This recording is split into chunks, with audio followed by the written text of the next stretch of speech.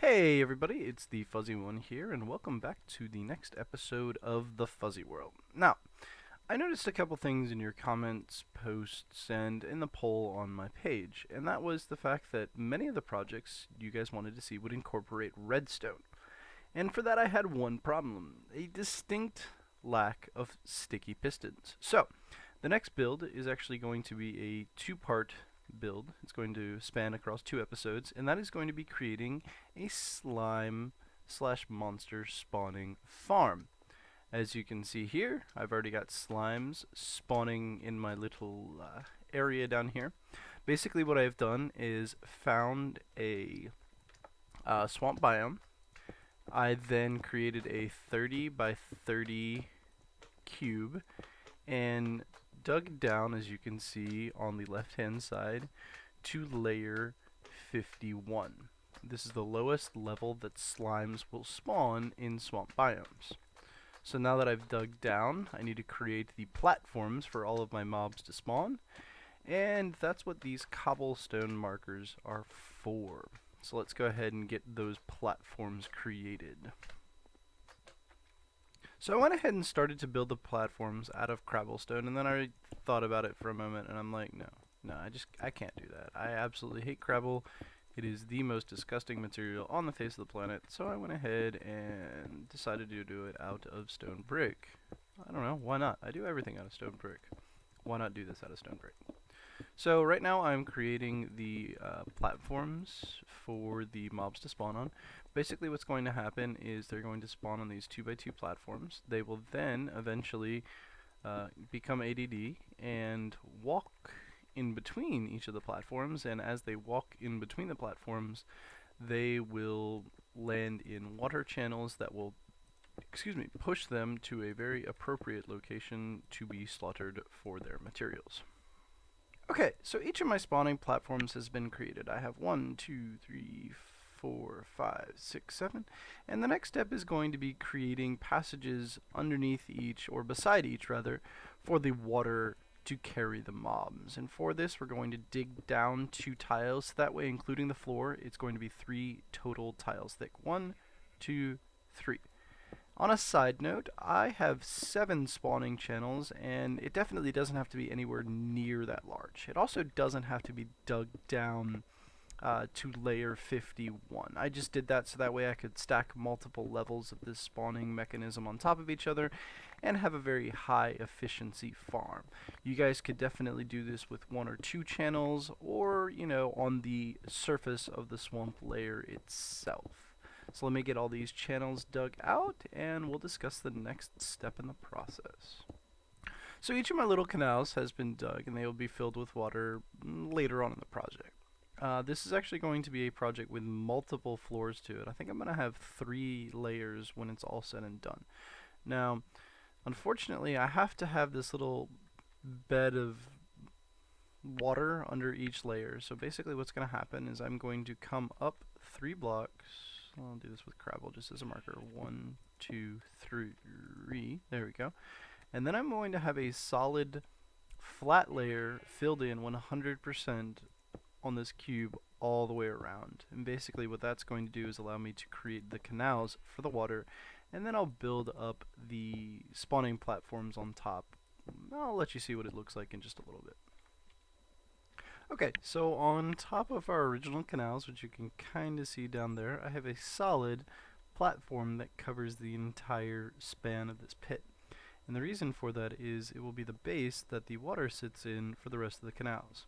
So now I'm going to do my spawning columns, or platforms, which are going to be 3 high, with a 2 gap in between like before. So then we'll build up 2, 3, 1, 2, 3. And we'll continue this process all the way down the line. So that way that'll actually look exactly like it did down there. And I'm going to do 1 more platform above this, and then we'll start adding the water. Okay, so now I've finished each of the columns on the 2nd level. Basically what we have here is the spawning layer, which I'm standing on, and then 2 layers below that for the water channels. I know it's a little unclear because I did it all out of stone. In hindsight, it probably would have been better to do this top layer in something else just to illustrate the point. But as you can see, we have 3 layers. We have the top layer, which is where all the monsters will spawn. And then we have 2 layers cut beneath that for the water channels. And then the last layer down below is basically to create a solid floor so that way we can put our water down. I know I definitely could have done this much more efficiently. You know, there's actually no need to have a full layer all the way down on the bottom. But hey, when you're building a giant fort in a mountain, you tend to end up with a lot of extra stone. So hey, felt like going ahead and using it. So I'm going to build up 3 more tiles here and create the last layer before adding the next step in the process. So here we go. Okay, so I finally finished all 3 layers. I had the bottom layer, the middle layer, and the top layer. The next thing to do is start laying our water paths down. So let me get up here to the top layer. First thing I need to start with is basically, oops, this is the middle layer. First thing I need to do is block off, or basically decide which way the mobs are going to go. And as I want to collect them in that corner over here, that means all the water needs to be flowing from this side to that side. So what I'm going to do is completely block off all of the canals on this side, like so. Put this up 3 high, and do that on each of the channels. Okay, so as you can see, I've blocked off one side of the canals with solid brick stone, so that way all of the water will basically flow in a general, that way direction. I also went ahead and created an infinite water source that I'm just going to fill up a metric ton, that's a very, very specific number, of buckets with. So that way I don't have to keep running back here and filling up my buckets. So basically what I want to do is naturally use flowing water to push all of the mobs in one direction. So I'm going to build up here to create a natural current, and I'm going to place source tiles of water down here. Now they should flow for approximately 8, I believe, tiles, and then they will naturally stop. Luckily for me, I am awesome and happen to put exactly 8 bricks down. So after they do that, I'm then going to put 2 more source tiles down, so that way they will naturally flow again. But now, unfortunately, the floor kind of ends right there. So I can't go down any further. So what I need to do is actually put them back up into the air a little bit. And I'm going to do that with stairs placed so that way they can get up. But this still isn't good enough. And what I'm actually going to do are use signs and water to keep pushing them in the direction that I want. So basically I've placed 2 signs here. What I did is place the first one against the wall and the second one basically on top of that. And that's why it's kind of floating out there in midair. I'm then going to put 2 water tiles on the stairs themselves, question mark? Nope, I missed on the second one. Unfortunately that wasted one of my buckets of water, but I think we've got enough. So there we go. So mobs fall in canal, mobs get pushed all the way down to the end, like so. I'm now going to build up on this second layer. Basically I want the water to naturally finish flowing on this level, and then there we go, we can work from here. So we're going to do the exact same thing that we did before and actually use the fence or the stairs and signs again. So we have the stairs there. I'm then going to put source tiles of water here, so that way they flow into the stairs. Let me put one more source tile down. There. Okay, that unfortunately that doesn't work too well. The only other thing that I can try and do, unfortunately this comes down to, realistically these just need to be, unfortunately, 1 longer. But let me see if we can't do a little trick right here. Let's see how good I am at this game. So I'm going to put these out here to give me a little area to work on. Basically what I'm going to do here is try and get these signs to block the water. actually think they need to be one lower. Yeah, to block the water the same way we did on the stairs. This is going to be a little bit tricky, but I have faith. So if I put a sign right there, sweet. Put one, let me delete this tile and that tile. Put one right there. Does that stop the flow? Maybe? What happens if I did put it and break it? Oh, okay, it's because it created a source tile there. So let's delete that. Break that. Break that. Huzzah! Excelsior! Oh, dear lord, breaking stuff. Oh, no! Crap! Crap, crap, crap. Let's redo that. Not that. I want to be on this side. There we go. Put that one there. Put that one there. Scoop up the water. Okay. Or just kill it. That works too. So I cannot break, unfortunately, that one right there. But, as you can see, they all get pushed to the end. And, oh dear lord, out into the abyss. So, basically what I need to do is take that premise and apply it to each of the different columns of spawners that you guys see here. This is going to take a while. Okay, so as you can see, I now have all 3 layers and all the channels complete with the process that we were working on before. Now, I want all of my slimes, all my mobs, all my monsters to end up in this corner over here. So to do that, we basically need to stop on the, start on the opposite corner and force them all into that one corner. So we're going to do that with a bunch of water. Like last time, I'm going to create an infinite water source because I am going to use a ton of buckets here. So basically, this is actually kind of convenient. And the reason that it's kind of convenient is because, let me finish my train of thought here with the water infinite source thing. And that is, you do not want any diagonals when you place the water. And basically what that means is I'm going to take 3 water tiles like this, place them 1, 2, and 3. Now if I did that and this section wasn't blocked off right here, there would be a diagonal of the water across here, which will make the spawns get stuck. So I'll come back and work on this side, but for now I'm just going to focus on basically doing exactly what I did up there down here. So I got the first section. I'm then going to break these 3. I'm going to drop more water down and fight against the current for a while. There we go. Whoops, didn't mean to take that one. 1, 2, and 3. We're then going to put those 3 right here. 2, whoops. 1, 2, and 3. I'm then going to break these tiles and basically let the water naturally stop like we were before.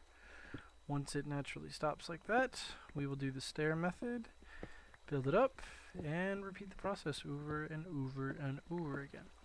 Now, you guys may be wondering, well, why aren't you just doing the pressure plate thing like you were on the zombie farm? And the reason for that is I have been told, I legitimately don't know if it's true or not, but I have been told that the 1x1 slimes, the itsy bitsy teeny tiny little slimes, can get stuck on those because they won't get shoved or they won't jump or do what they're basically meant to be doing. So I'm going to try this process out, and Jesus, the current is so strong. I can't get up there. Okay, so plan B, get to it from another way. But anyway, as I was saying, I've heard that the small slimes are basically too small. They'll get stuck on the pressure plates and not pushed to the next location like they should be. I don't know if that's true or not, but frankly, I have spent so much time hollowing out this huge monstrous pit that I am not willing to take any chances. There was no way that I was going to want to be coming back to work on this project after and fix complication. So I felt like playing it safe to begin with. So got my stairs down, got my signs to block the flow. Going to let this run again. Like so. I'm then going to drop it down one more time. So I'm actually going to go run all the way around this way to get the water this time. I feel that may be easier. Now, you guys are probably asking yourself, you know, hey Fuzzy, you've been in survival mode. It's dark. There should be monsters spawning. Yeah, there were. I probably tried and recorded this video like 5, 6, 7 times, but considering I'm in a giant pit that's supposed to spawn monsters, it became very, very irritating very quickly. So I went ahead and changed it to peaceful for now, just so I wouldn't have to deal with that anymore. I'm not gonna lie, it was beyond frustrating. So I'm going to take these 3 new water buckets, going to place them 1, 2, and 3. That's then going to come, and basically I need it to stop right here. So what I'm going to do is put a set of stairs right here. 1, 2, 3. So we got some stairs. And then this right here is going to need to be a 3x3 pit. 1, 2, 3. And it's going to need to go 3 down. And the reason for that is because the largest of the slimes are so tall that if it isn't a 3x3 pit, then they can actually push each other out and cause some complications. And I just, yeah, don't want to deal with that. So I've come down 3. There we go. And what I'm going to do is show you how we're going to do the other side. Basically, it's just going to use the same principle that we've been using with the signs to make it work. So, here we go. I'm going to, unfortunately, take out my infinite water source. I'm just going to fill every bucket I have. Hopefully it'll be enough. If not, oh well, I'll just have to climb out of here and get some more water. That's his life. I'll go ahead and stack these up to make this a little bit faster.